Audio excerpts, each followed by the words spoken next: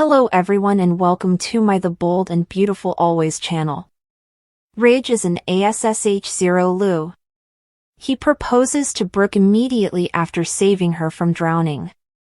The Pacific was more than just chilly, it was a liquid grave, devouring light, music, and hope with unflinching ferocity.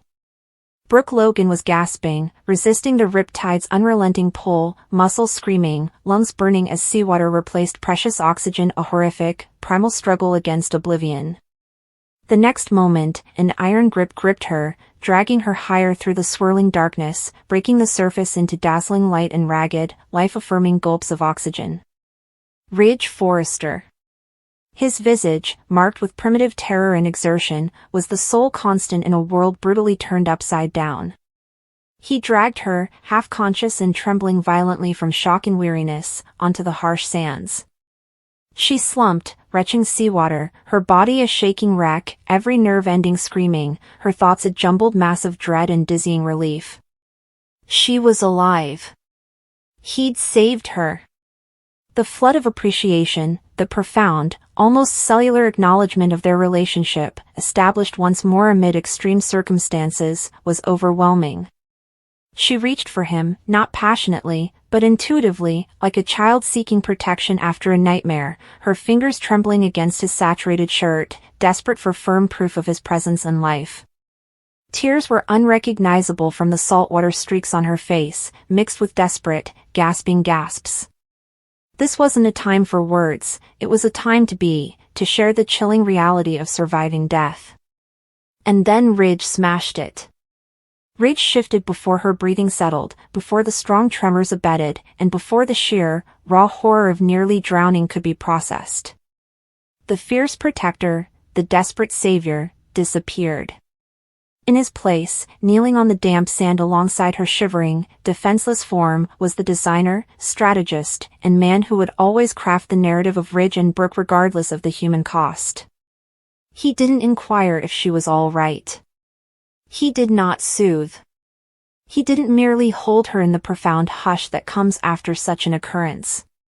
He gazed into her wide, fearful, tear-filled eyes, which were still reflecting the abyss from which she had just fled, and saw an opportunity rather than a lady in dire need of comfort and safety. With a flourish that felt grotesquely out of place among the trash of terror and survival, he withdrew a little, velvet box from his wet jacket pocket. The box was a farce, with exquisite luxury sprouting from the wreckage of her near-death experience. He flicked it open. A cold, hard diamond caught the dying light, sparkling with obscene joy against the backdrop of the churning, deadly sea that had just attempted to claim her. Brooke, his voice was full with passion, but it wasn't fear for her life, it was the intense intensity of his own long-held longing. Look at what we just survived. Look at what we are. This proves it.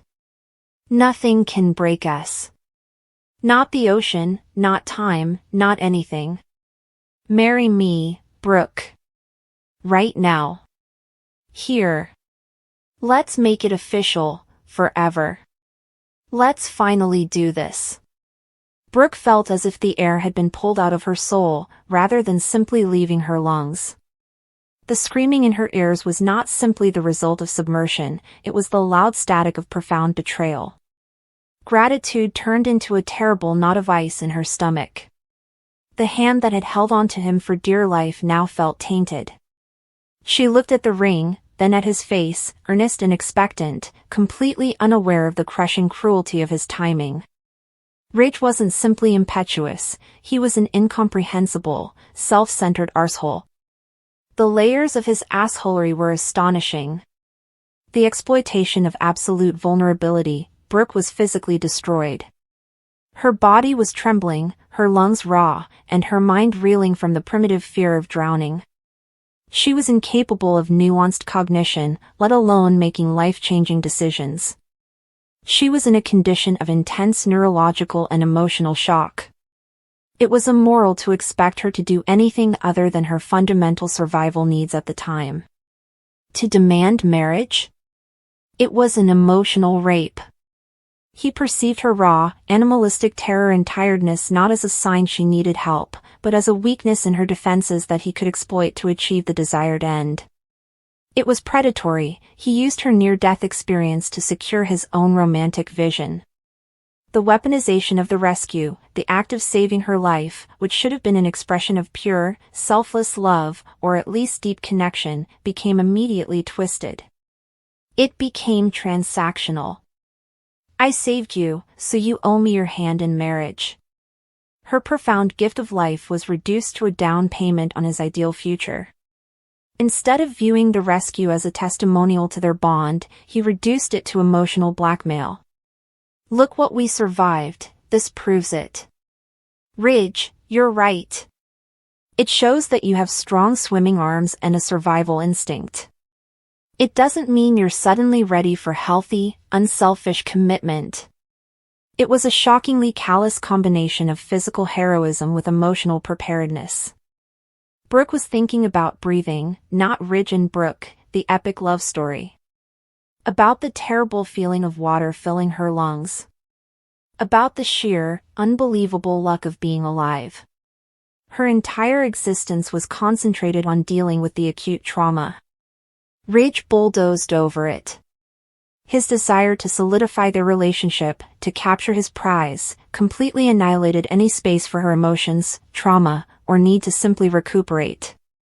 He took her near-death experience and made it all about him and his aspirations. His proposal was not an expression of love, but of astounding narcissism. The romanticization of trauma, let's make it official, forever. Right now. Here. At the location of her near murder by the indifferent sea? Amid the sand, still damp from her terrified struggle? This was not romantic, it was ghoulish. It was like proposing during a funeral. He was attempting to graft a fairy tale ending onto a scene of profound anguish and vulnerability. The setting was not evocative, it was a terrible reminder of her vulnerability, a place distinguished by horror rather than love. His insistence on here and now demonstrated a complete lack of empathy or understanding for what she had just been through. He saw a dramatic backdrop, she saw where she nearly died.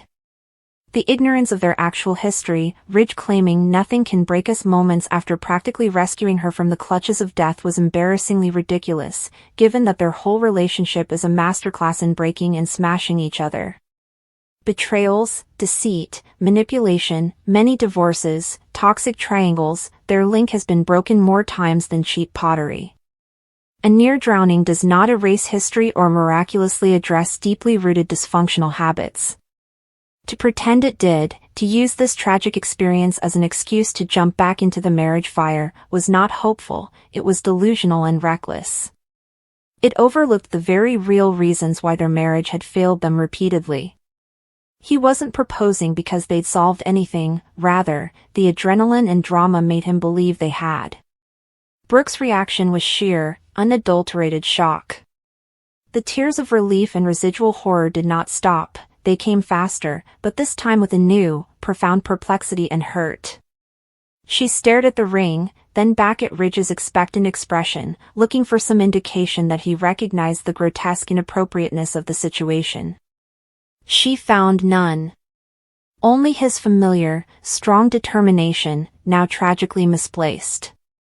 The warmth she'd felt minutes before, the thankfulness, the connection formed through survival vanished, replaced by a frightening sensation of loneliness. The man who had previously been her lifeline was now causing her to suffocate in a different way. She attempted to speak, but only a choking sob came out. Pulling her trembling palm away from his touch felt like peeling away her own skin, but she needed to establish space.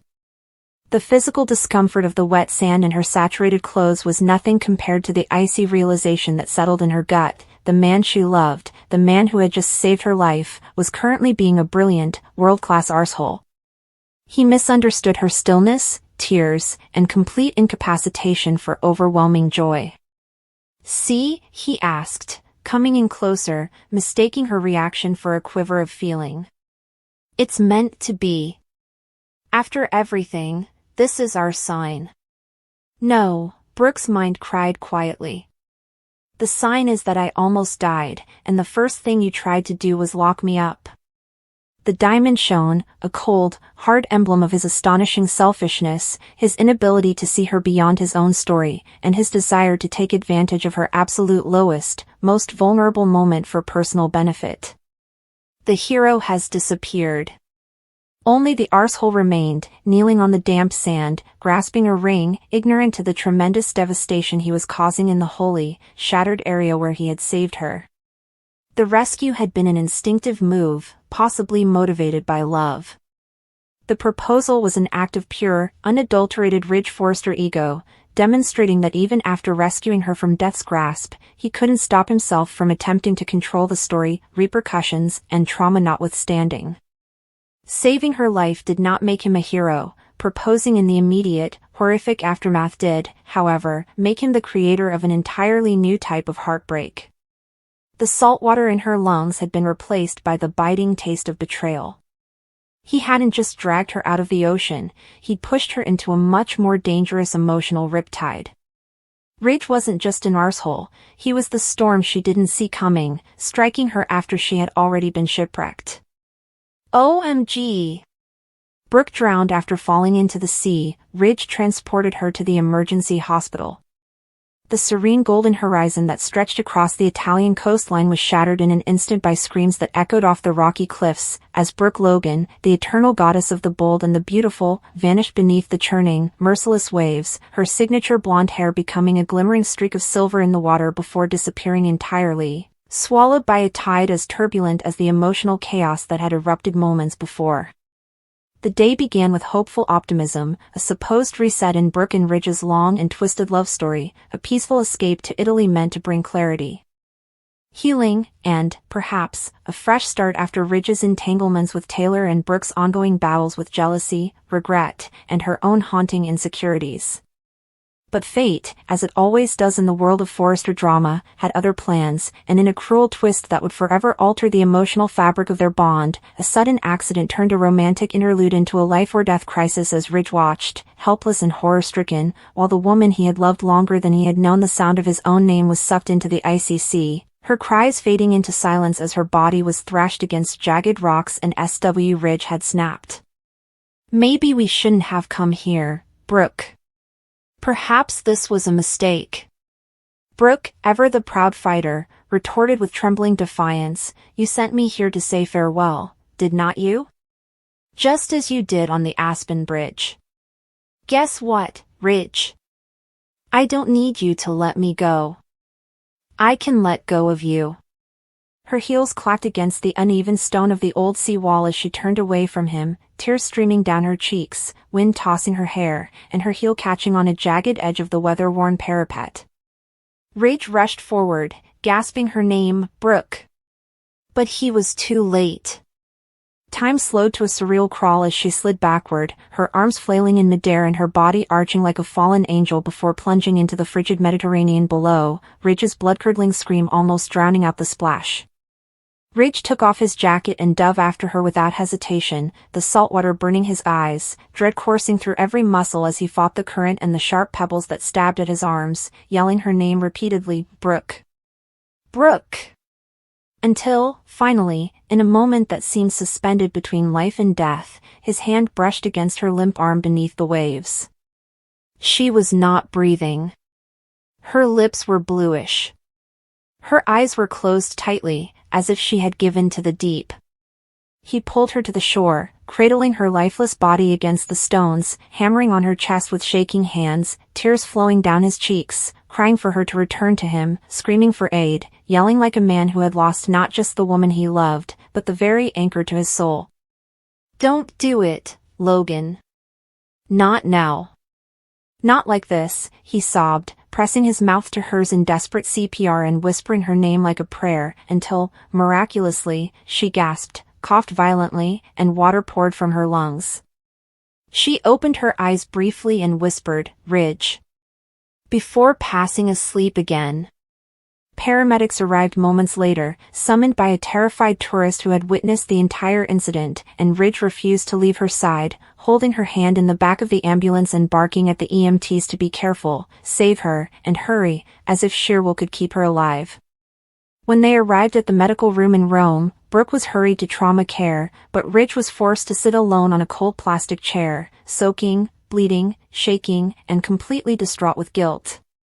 Flashbacks tortured him, their first kiss, their weddings, the interminable destiny speeches, her laughter, her tears, the way she had called his name with such longing moments before she fell, all smashing in his head like broken glass, piercing deeper than any wave ever could. Doctors worked quickly to stabilize her. She had water in her lungs, damaged ribs, a moderate concussion, and signs of hypothermia, but she was still alive. Barely. As Ridge stood at the glass pane, watching them fight to save her, a nurse approached and asked, "Are you her husband?" He paused, squinting at the title, and then mumbled, "I don't know, but I love her. I've always loved her." It was that reality, that naked revelation, that caused him to fall to his knees and cry into his hands, no longer the confident designer or the jaded son of a fashion dynasty, but simply a man, broken by how near he had come to losing the only woman who had ever truly known him. Hours passed before a doctor arrived to announce that she had been stabilized and sent to intensive care. Ridge was let in, and the sight of her, pallid, battered, and hooked up to monitors and oxygen, nearly knocked him down again. He sat at her bedside, holding her hand and murmuring stories from their past, telling her she was strong, how dumb he'd been, how sorry he was, and how if she just woke up, he'd never doubt what they had again. "You're my Logan," he choked out. "You've always been. Come back to me." Days have passed. Steffi, Hope, and RJ all flew in to help them, and the tension vanished under the weight of dread and love. Taylor called from Los Angeles, her voice sorrowful but real, and told Ridge that she was praying for Brooke's health, regardless of their history. Even Bill Spencer brought flowers and a note, and Eric showed there in person to grab Ridge's shoulders and remind him, "You do not walk away from this woman. Not now. Not ever." On the fourth day, just as Ridge was about to give up hope, Brooke's eyelids opened. She blinked, bewildered and sleepy, then muttered, "Where?" Ridge leaped to his feet. "You are in Rome. You fell. But you're safe now. You're going to be fine." Her lip twitched. Ridge shed tears as he continued, "I saw you, but you were so far away. I am never distant from you. I was right there. And I will be right here. Always." She gave him a tiny smile, grasping his hand. "You saved me." "No," he said softly, caressing her fingertips. "You saved me." As word of her miraculous survival spread, the bold and the beautiful fandom erupted in emotion. Social media erupted with tributes, fan videos, and hashtags such as #BrookeLives, #RidgeandBrookeForever, and #DestinySurvives. The showrunners quickly adjusted the scripts to allow a compelling post-accident arc centered on trauma, recovery, and the question of whether Brooke and Ridge's love could genuinely withstand the test of fate, time, and death itself. What was supposed to be a brief romantic getaway had turned into the most dramatic event in Brooke Logan's long and illustrious journey, not just because of the danger, but because it rekindled the fierce, undeniable love between her and Ridge in a way that could no longer be denied, deferred, or doubted. As she steadily recovered in her hospital bed, surrounded by family and facing weeks of treatment and physical rehabilitation, one thing was unmistakably evident to everyone, including Ridge: this was about more than survival. This was rebirth. And perhaps, just maybe, this was the moment their destiny was made, not in imagination, but in reality, tested by the sea, tempered by grief, and sealed in a pledge far stronger than any wedding ever spoken: "I will never let you go again."